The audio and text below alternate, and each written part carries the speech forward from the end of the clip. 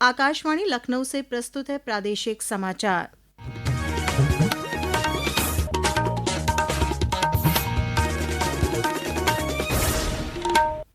मुख्य समाचार। राज्यपाल आनंदीबेन पटेल और केंद्रीय स्वास्थ्य व परिवार कल्याण मंत्री जेपी नड्डा आज लखनऊ के किंग जॉर्ज चिकित्सा विश्वविद्यालय के 21वें दीक्षांत समारोह में हुए शामिल। केंद्रीय मंत्री नड्डा ने कहा, देश के साथ दुनिया की स्वास्थ्य सेवाओं की जरूरतों को पूरा कर रहा है भारत। प्रधानमंत्री नरेंद्र मोदी पूर्व प्रधानमंत्री अटल बिहारी वाजपेयी की जयंती पर राष्ट्र को समर्पित करेंगे राष्ट्र प्रेरणा स्थल। मुख्यमंत्री योगी आदित्यनाथ ने की प्रधानमंत्री के आगमन और लोकार्पण कार्यों की आज समीक्षा। सर्वोच्च न्यायालय के मुख्य न्यायाधीश सूर्यकांत ने आज इटावा में कहा, देश की सभी भाषाओं में नागरिकों को मिलेंगे सुप्रीम कोर्ट के फैसले। और प्रदेश भर में कोहरे और ठंड से जनजीवन प्रभावित, 25 से ज्यादा जिलों में घने कोहरे का रेड अलर्ट। राजधानी लखनऊ सहित 30 से अधिक जनपद शीत दिवस की चपेट में।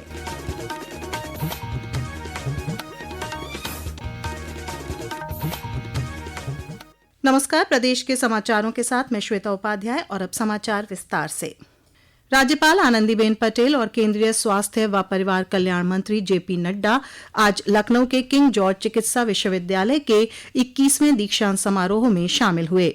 समारोह की अध्यक्षता राज्यपाल आनंदीबेन पटेल ने की। राज्यपाल ने कहा कि चिकित्सा शिक्षा की पूर्णता तभी है जब वह करुणा, संवेदना और सेवा भाव से जुड़कर मानवता के कल्याण का माध्यम बने।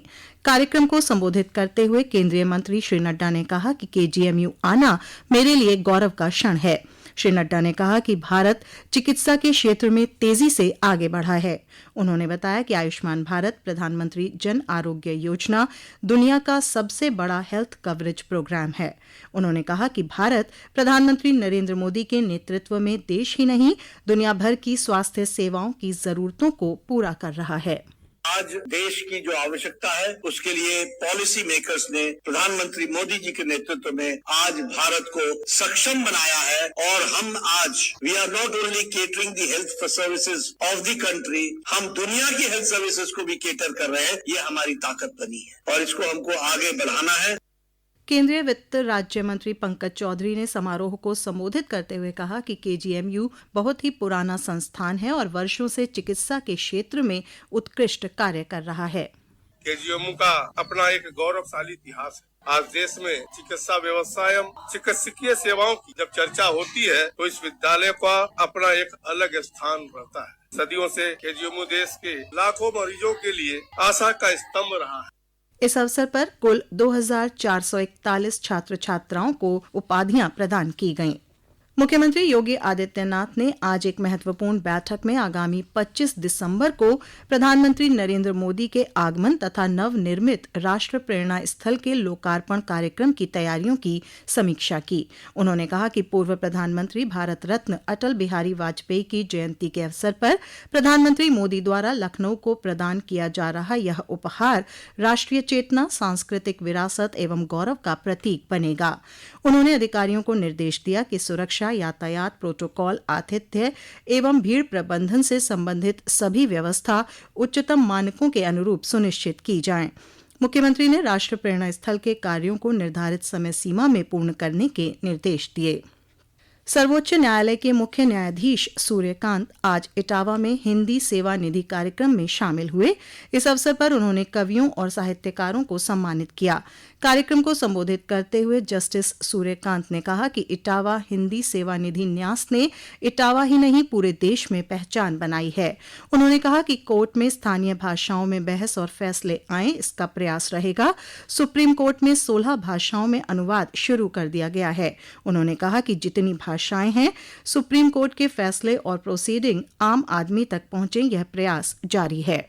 हमने अभी से 16 भाषाओं में सुप्रीम कोर्ट के फैसलों का अनुवाद करना शुरू कर दिया है। आज देश का कोई नागरिक अगर वो उत्तर प्रदेश में है, मध्य प्रदेश में है, बिहार में है, तो उसको हमारे फैसले को हिंदी की में उसकी रूपांतरित कॉपी मिलेगी। और हमारा प्रयास है कि देश की जितनी भी भाषाएं हैं जिनको संविधान में या कानून में माना गया है, उन सभी भाषाओं में सुप्रीम कोर्ट के फैसले, सुप्रीम कोर्ट की सारी प्रोसीडिंग और सुप्रीम कोर्ट का जो रोजाना का जो दिनचर्या का जो कार्यवाही है, उसका उन्हीं भाषाओं में, सरल भाषाओं में आम आदमी तक वो पहुंचे, ऐसा हमारा प्रयास इसमें जारी रहेगा।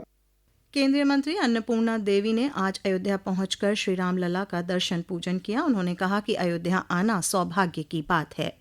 राम लला जी का जन्म स्थान जब कभी भी आने का छोटा सा भी कोई अवसर मिलता है तो उससे चूकती नहीं है, और यहाँ आना अपने आप में एक बहुत ही बड़ी बात है। ये समाचार आप आकाशवाणी लखनऊ से सुन रहे हैं। ताज़ा समाचार जानने के लिए आप हमारी वेबसाइट news.air.gov.in पर लॉगिन कर सकते हैं। इसके साथ ही आप प्रादेशिक समाचारों का ये बुलेटिन हमारे YouTube channel news on AIR Lucknow पर भी सुन सकते हैं। प्रदेश भर में विशेष गहन पुनरीक्षण SIR अभियान जारी है। उप मुख्यमंत्री केशव प्रसाद मौर्य ने आज लखनऊ में कहा कि SIR मतदाता सूची के शुद्धिकरण का काम था और यह बहुत आवश्यक था। श्री मौर्य ने इसके लिए चुनाव आयोग का आभार व्यक्त किया। SIR मतदाता सूची के शुद्धिकरण का काम यह बहुत आवश्यक था और चुनाव आयोग को इसके लिए हम आभार प्रकट करना चाहते हैं कि एक बहुत बड़ा काम जो 20-20 वर्ष में लगातार पहले भी होता रहा है, लेकिन इस समय जो हो रहा है ये आने वाले समय के लिए, चुनावों में शुद्धता के लिए, मतदाताओं की सत्यता के लिए, विदेशी घुसपैठियों से मुक्त मतदाता सूची के लिए, और जो मतदाता स्वर्गीय हो गए हैं उनको मतदाता सूची से हटाने के लिए, जिनके नाम एक से अधिक स्थान पे उनका एक स्थान पर करने के लिए, जो हमारा युवा 18 साल की आयु पूरी कर रहा है उसका मतदाता सूची में नाम जोड़ने के लिए यह अभियान चल रहा है। विकसित भारत रोजगार और आजीविका मिशन ग्रामीण की गारंटी विधेयक 2025 संसद के दोनों सदनों से पारित हो चुका है। विधेयक से हर वित्तीय वर्ष में प्रत्येक ग्रामीण परिवार को 125 दिन का रोजगार मिलेगा। इसका प्रदेश के किसानों और ग्रामीणों ने स्वागत किया है। अमरोहा के फौलादपुर गांव की प्रधान मनु यादव ने कहा कि इस योजना से जहां ग्रामीण अर्थव्यवस्था को बल मिलेगा, वहीं लोगों को रोजगार के भरपूर अवसर मिलेंगे। इस योजना से ग्रामीण अर्थव्यवस्था को बल मिलेगा, वहीं लोगों को रोजगार के बहुत अवसर भी मिलेंगे, क्योंकि इसका दायरा बढ़ाया जा रहा है। इसमें जो ग्रामीण मजदूर वर्ग है उसमें जो पहले 100 दिन का रोजगार था, अब उसकी अवधि बढ़ाकर 125 दिन कर दी गई है। प्रदेश के श्रम एवं सेवायोजन मंत्री अनिल राजभर की अध्यक्षता में आज लखनऊ में श्रम एवं सेवायोजन विभाग की आगामी 2 वर्षों की प्रस्तावित कार्ययोजना संबंधी बैठक संपन्न हुई। इस अवसर पर श्री राजभर ने कहा कि श्रमिकों के लिए चलाई जा रही कल्याणकारी योजनाओं का वृहद स्तर पर प्रचार प्रसार सुनिश्चित किया जाए। उन्होंने कहा कि विभागीय कार्यों को प्रत्येक दशा में समय सीमा के अंतर्गत पूर्ण किया जाए। उन्होंने कहा कि सरकार का संकल्प है कि 2027 तक प्रदेश को बाल श्रम से मुक्त कर दिया जाएगा। शहरीकरण की चुनौतियों और समावेशी विकास पर व्यापक विमर्श हेतु केंद्रीय आवासन एवं शहरी कार्य मंत्री मनोहर लाल खट्टर की अध्यक्षता में आज भोपाल में उत्तर मध्य क्षेत्र के शहरी विकास से संबंधित विषयों पर एक महत्वपूर्ण क्षेत्रीय बैठक का आयोजन किया गया। बैठक में उत्तर मध्य क्षेत्र के अंतर्गत आने वाले राज्यों में शहरी विकास की वर्तमान स्थिति, अधोसंरचना की जरूरतों, आवास, परिवहन, स्वच्छता, ऊर्जा, पर्यावरण संरक्षण तथा स्मार्ट और टिकाऊ शहरों के निर्माण जैसे विषयों पर विस्तार से चर्चा की गई। बैठक में उत्तर प्रदेश सरकार की ओर से नगर विकास एवं ऊर्जा मंत्री अरविंद कुमार शर्मा ने बैठक में सहभागिता करते हुए प्रदेश के शहरी विकास से जुड़े अनुभव और नवाचार साझा किए।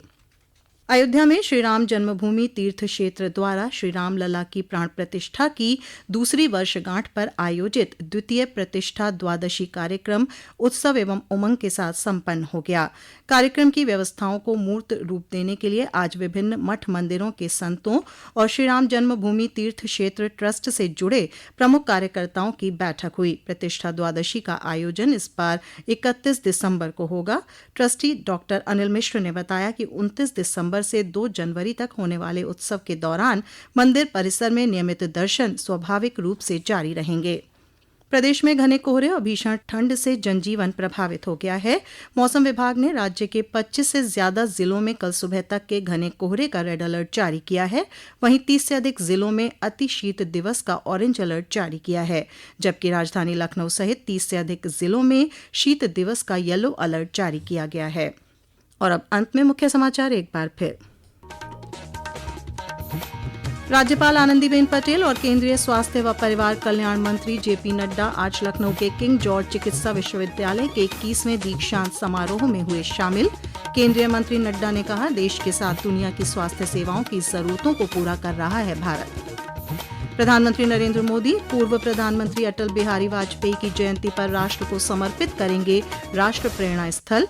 मुख्यमंत्री योगी आदित्यनाथ ने की प्रधानमंत्री के आगमन और लोकार्पण कार्यों की आज समीक्षा। सर्वोच्च न्यायालय के मुख्य न्यायाधीश सूर्यकांत ने आज इटावा में कहा, देश की सभी भाषाओं में नागरिकों को मिलेंगे सुप्रीम कोर्ट के फैसले। और प्रदेश भर में कोहरे और ठंड से जनजीवन प्रभावित, 25 से ज्यादा जिलों में घने कोहरे का रेड अलर्ट। राजधानी लखनऊ सहित 30 से अधिक जनपद शीत दिवस की चपेट में। इसी के साथ प्रादेशिक समाचारों का ये बुलेटिन समाप्त हुआ। अगला बुलेटिन रात 8 बजे FM पर प्रसारित किया जाएगा।